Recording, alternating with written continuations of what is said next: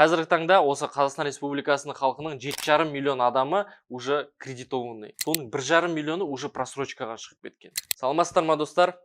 Қалдарыңыз қалай? Менің есімім Спанкулов Маулен. Мен Спанкулов заңгерлік компаниясының негізін қалаушысымын. Бүгінгі біздің видеомыздың тақырыбы бұл кредит туралы болады және де банкротство туралы болады. Достар, енді осы видеоны ары қарай көрместен бұрын менің YouTube каналыма, Instagram, TikTok парақшаларыма тіркеліңіздер. Алдағы пайдалы видеоларды жіберіп алмаңыздар. Ал енді біз осыған көшейік. Осы 1,5 миллионның 70%-ның халқы ол Алматы қаласынан кредиттарын барлығын алып алған.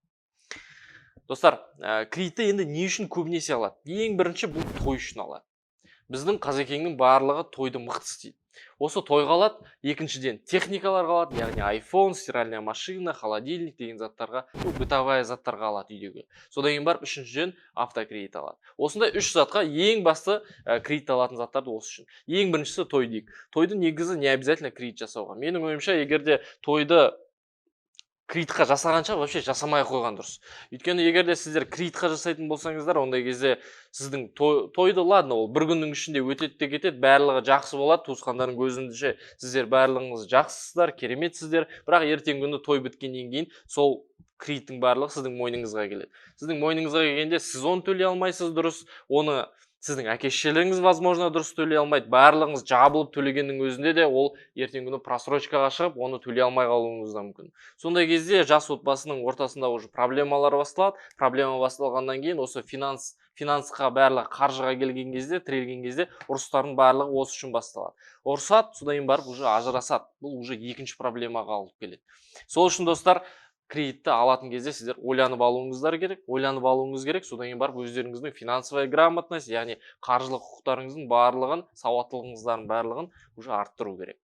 Осы ажырасқаннан бөлек негізі одан да ары қарай проблема негізі бітпейді. Өйткені осы өздеріңіз білесіздер, адамдар ажырасқан кезде олар уже өздерінің осы неке кезіндегі мүліктерін бөледі. Олар мүліктерін бөлген кезде машинаны, үйлерін бөледі, ақшаларын бөледі, сонымен қатар кредит алынған тойдағы кредитті негізі потом екіге де бөлінуі мүмкін. Сол үшін достар, бұл проблема ажырасумен аяқталмайды, ол уже ары қарай 5-6 жылға дейін проблема созылады. Сол үшін достар, кредиттен аулақ болыңыздар. Ал егерде сіздер кредиттарды алып, просрочкаға шығып, проблемаларыңыз бар болып жатса, ондай кезде бұл проблемадан да шығудың да жолы бар. Қазіргі кезде 3 наурыз 2023 жыл, осы жылдан бастап банкротство туралы заң қабылданған болатын. Банкротство туралы заңына сүйенетін болсақ, ол жақта белгілі бір өзінің талаптары бар, талаптарына тоқталып кетейін. Ең бірінші талап, сіздің қарызыңыз 5 миллионнан аса ма, аспай ма?